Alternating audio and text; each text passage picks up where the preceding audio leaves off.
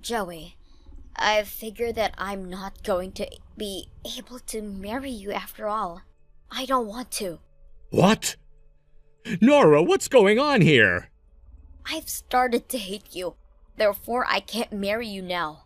This is the end of you and I being engaged to one another.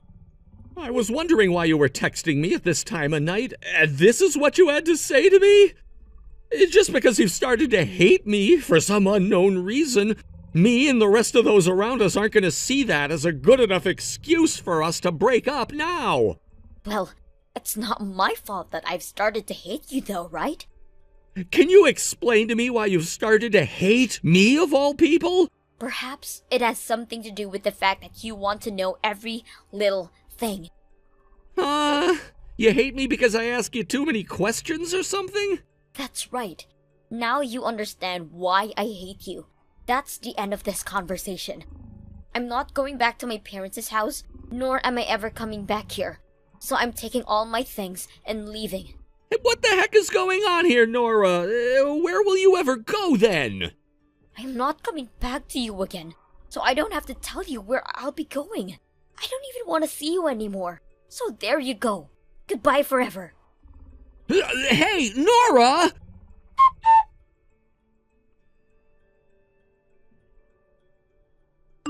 Curtis, there's a change of plans. What? What's up, Joey? I just went and called Nora's parents, and they told me that she hasn't gone back to their place. What? I was already talking with her parents about what happened to her, but they told me they've heard and seen nothing. This was right after she told me things were off and that she'd no longer be marrying me. She told me she hated me and everything, so this isn't looking good for you. Oh no. Are you serious right now? I think she might be going to your apartment right now, Curtis. I know this might not be the best of times, but you need to make a run for it before she gets there. No freaking way! Really? You're ready for all of this, right? Yeah, I planned to be out of here in the morning, so I already got my things packed up. Just a suitcase and a duffel bag. Then I think it's time you take both those things and get out of there. I'm not sure where you can stay for the night, but maybe a hotel outside of town is your best bet. Sounds good. I'll see what I can do tonight.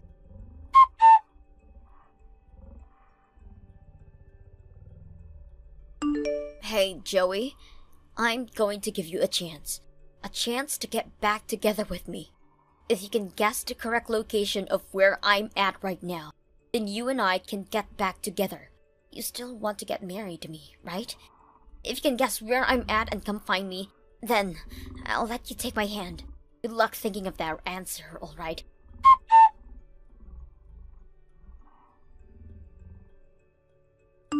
Curtis, how have things been since you left your apartment? Have you been able to calm down a little? Hey, Joey. I've finally gotten the rest of my things now, so I'm feeling a little bit better about everything. I never thought that being freelance would give me this kind of freedom, though. Well, as long as you were able to get away from Nora without having to sacrifice anything but time, then you're set.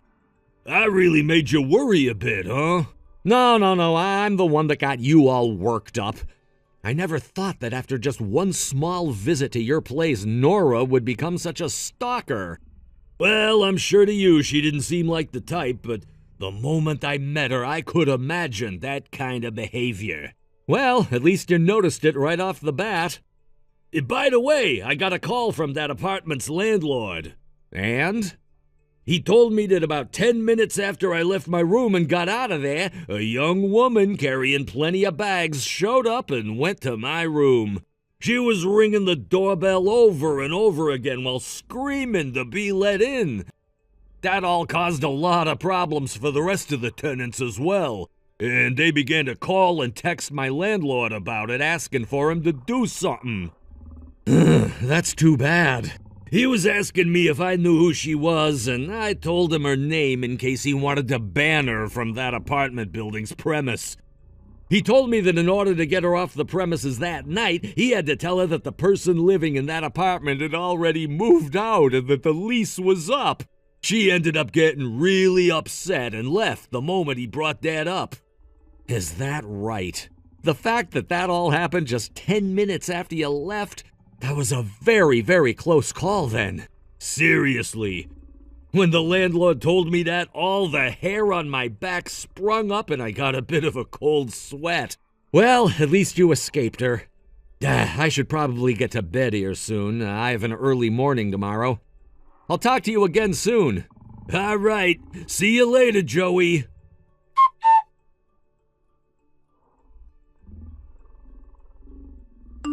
Hey, have you still not been able to give me an answer to the chance I'm giving you? If you don't find me soon, then you won't be able to marry me, alright? If you don't want me to hate you anymore, then hurry up and come find me. I don't want you to know that every day you waste is more and more of my love for you leaving me. You want to be my husband, right? So hurry it up.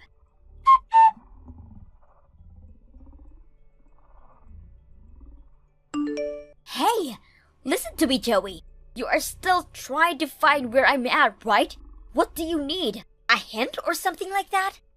Well, I guess I shouldn't expect the world out of you, especially when it seems every place you've gone to so far looking for me has not been where I'm currently at. Ugh, I guess I'll have to give you a hint then, huh? So this one time, I'll give you a hint. Right now, I'm staying at the tallest hotel in this town. That is also right near the train station. In other words, I've been living here for a few weeks. And if you're now aware of what place I'm at, then come here with money to pay for my stay. That's your penalty for not being able to find me without that hint.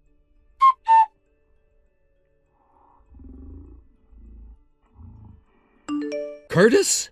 Your girlfriend's last day of work was yesterday, and you two should be heading out of the country this weekend, right? Hey, Joey. It seems that she's already been staying at a hotel close to the airport, getting ready for her flight out. But the fact that I've had to be over here this long already without her has been so lonely. Well, I'm not going to do anything until your girlfriend has made it over there to you. I'm sure nothing can happen now, considering it's almost the weekend, but I just want to make sure that you're not worried about Nora anymore. Thanks for that. As long as you take care of things after my girlfriend's over here, everything'll be just fine. I'll get in touch with you again once I start to act. Sorry for leaving you with all that, and thank you for all of this.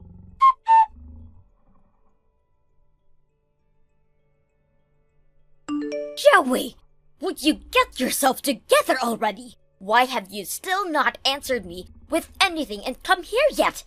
I've been reading all my messages, yet not a single answer from you. I haven't even gotten a response yet from you saying that you've been thinking about me and looking. Stop freaking ignoring me, you jerk. There's no way you've been ghosting your fiancé for a whole month now. What? I don't have any more money left. You don't have any money left?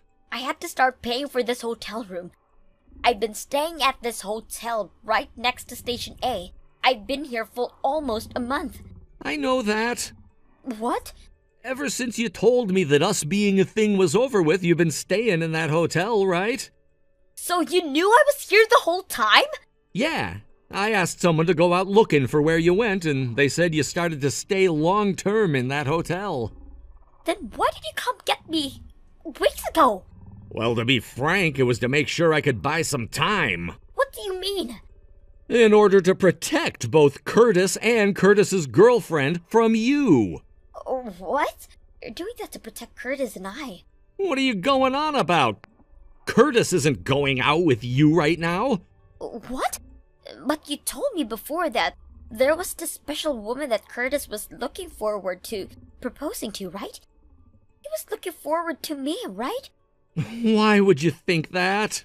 This all starts back when you brought me out to go and meet him for a bit. But back when that happened, his eyes met mine for a second, and that's when I knew him and I were in love. Huh? And then a few days after that, you were telling me about how he was planning to propose to a special woman, right? At that point in time, I knew for a fact that he was ready to marry me. And that moment, when his eyes and mine met, that was proof of that. Yet, After going through all of that hard work of telling you to go away and that I was no longer your fiancé, you ran off. You ran off to somewhere that I couldn't find. I was the one that told him to run. Uh-huh? He and I had been talking for a little while about how you were trying to stalk him. And well, the first time he brought things up, he also told me that he was planning to get married to his now fiancée, who he's been with since high school. Then they would move overseas where he could work freelance and enjoy a new culture. What? Since high school? Moving overseas? Uh-huh. Curtis is a freelance coder, so he can travel anywhere in this world and still keep his job. That's why he'd been planning on going overseas and living abroad for a while. He then told me about how he wanted to take his girlfriend, his fiancée actually, with him, and they could live together overseas. What? I'm sure that explanation has helped you understand that you are nothing to Curtis. Not his lover, not his girlfriend, not his fiancée. At first, I was never thinking I'd have to explain any of this to you, but when you started to try stalking him, I had to think of a way to convince you that you'd never be able to get him. What? But I had to also make sure to keep a lot of things hidden from you until they were both in a safe place, or else you might still try and go after him. Since him and his fiancée are now long gone, I think I can pretty much tell you everything. That woman that Curtis is planning to marry is your little sister. Huh? My little sister, Kelsey? I was just as shocked when I found that out. I wasn't as shocked, though, by the fact that the person Curtis has been going out with is your little sister. What really did me in was the fact that you had a little sister this whole time, even though you always told me you were an only child.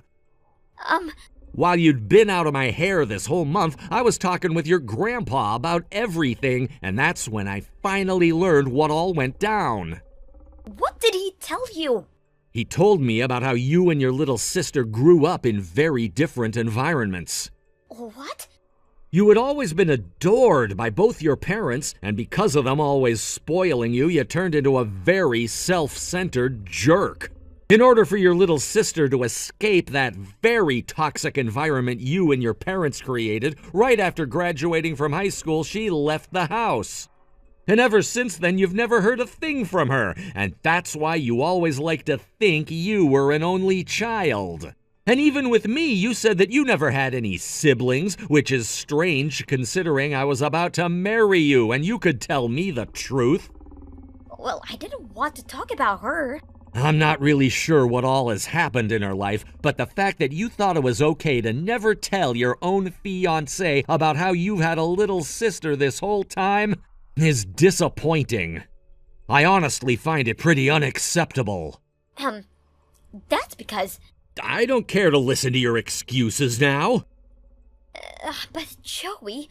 Just like you were hoping for, you and I are no longer getting married.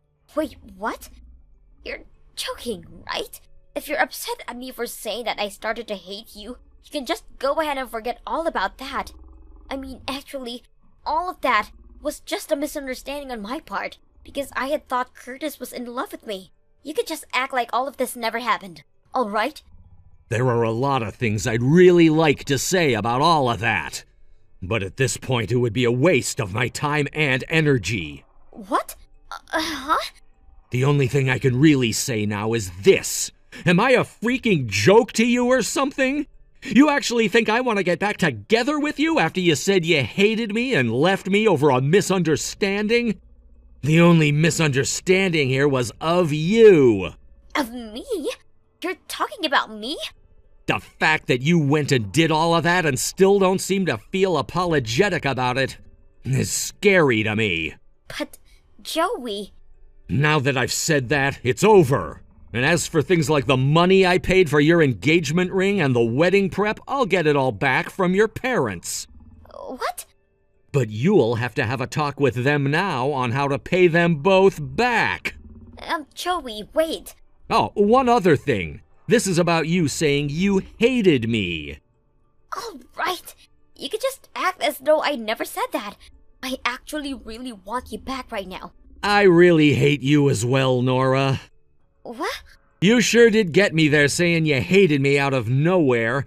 I never once thought you had that feeling about me inside you. I think from now on I'm gonna be a bit more careful when it comes to being with a woman.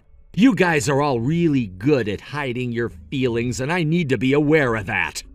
You hate me? Well, that was everything I needed to let you know about. Huh? That's it from me. Wait.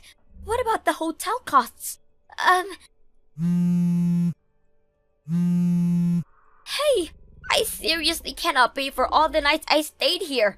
Help me out, please!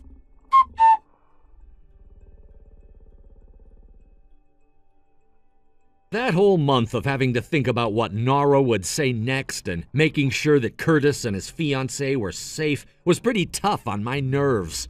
But in the end, we all came to a safe conclusion where nobody had to get hurt, besides Nora herself. After talking to her, Nora started begging her parents to come and help her pay for the hotel. At this point in time, they had already been pretty skeptical of her because of what I had said happened. And for the past month, they didn't know where she went. But once she had told them her location and the reason why she was staying here for that long, they came to pay off the remainder of the bill and take her home. The total bill for all of that was around $7,000, which Nora was only able to pay $500 of. Nora has always loved staying at places that look really expensive on the outside, and so the place she chose did not stray far from that. After having realized how much they'd messed up in raising Nora, since they both had to pay for her hotel stay and both the engagement ring and wedding I had got, they sent her away to live with her very strict grandpa. There, she was forced to work 80 hours a week, making back all the money she owed her parents, while also relearning everything the proper way from her grandpa. I've heard that so far things have been like hell for her there. But she has nowhere left to run now, so she's just gonna have to spend this part of her life complaining about the life she's living while having all the wrongs in her character corrected. And as for what's happened with Curtis and his fiancée, they're both living in Thailand now, where they just announced their wedding date, which I'll be going to. And did I mention that I work freelance as well? Because I'm thinking of staying there for a couple of months with them so that I can get a very deep breath of fresh air. Thank you for watching and listening. We hope you enjoyed the video. Don't forget to like this video and subscribe. Also, feel free to leave a comment about what you thought of the story. We look forward to seeing you at the next story. Thank you for watching. Please subscribe and hit the like button. See you next time.